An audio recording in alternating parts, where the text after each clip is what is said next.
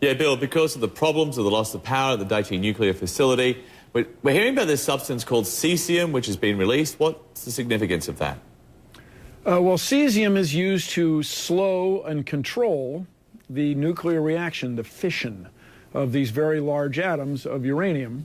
And so when the cesium can't get in there to slow things down, it gets hotter and hotter and hotter. Now, when things melt and you see that big cloud, what looks to me like dust and steam, and then somebody reports that there's cesium in the air, if that report is true, that would indicate to me that the thing melted and exploded at some level or splattered into the air, driven by steam. You know, steam can carry things, can hold a lot of pressure. A steam engine, this is a steam turbine.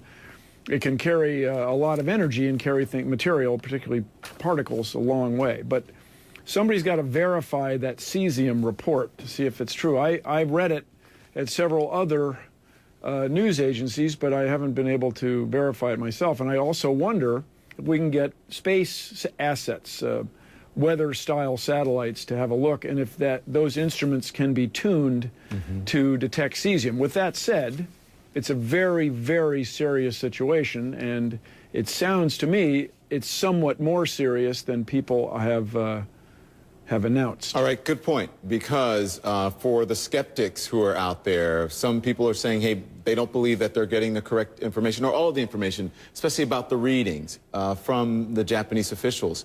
How much, I don't know, confidence can we put in those officials, or are we going to have to wait until the International Atomic Energy Agency and others get there to double and triple check those readings, Bill?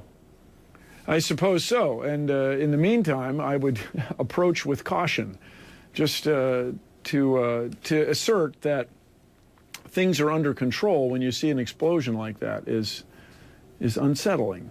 Now, at 3 Mile Island, TMI, as they whimsically refer to it, there was a small release of radioactive gas and steam. My recollection is of steam.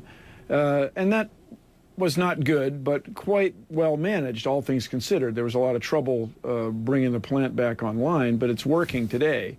This thing sounds way more serious. I mean, that wasn't a small release of material. That was a big deal. Now, the other thing I understand they're pouring in is boron or borates.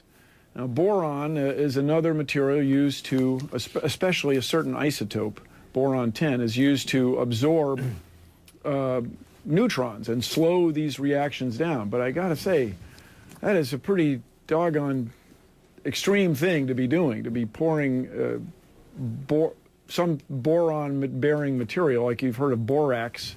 Yeah. Or so that's pretty.